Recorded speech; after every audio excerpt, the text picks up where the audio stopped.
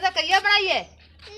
ओए क्या करा बुढ़ड़ा बंदा हाँ होले होले जरा करे साबे खाई में बोल भाजी बनावनी है, रोटी बनावनी है, कपड़े धोवने था धोवने न जे तुसा खुद खानिया दिमाग ही वे साडे असा वन्यू केरे पासे जेड़े पासे वञो वञो साकू तो कमा के देवो नाले नाले अब ये काम करो घर दे तो को लाग वञे पता भी किवें काम थींदे काम कर कर दे सारी जिंदगी जरा मुक गई है होनी अजाइया देवे काम करो केता काम करो कोई काम ही होवे तो करो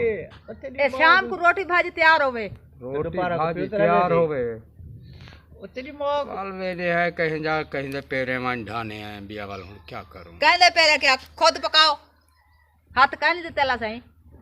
हाथ ता दितन पर हाथ रखे वे हाथी हमन पैर ही सारा कुछ खुद पकाओ तो खुद खवाओ सारा कुछ सब कुछ मुक गए कई शय ने वे बचाई अल्लाह तुम्हारी हयाती बच के खा पी दे परे कर गए वे दिकार ही नहीं वे दिता जा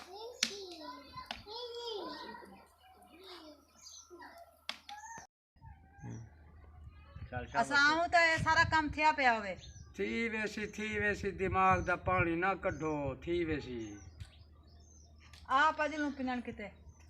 आज लो अपना तो ये टाइम है पिनन दा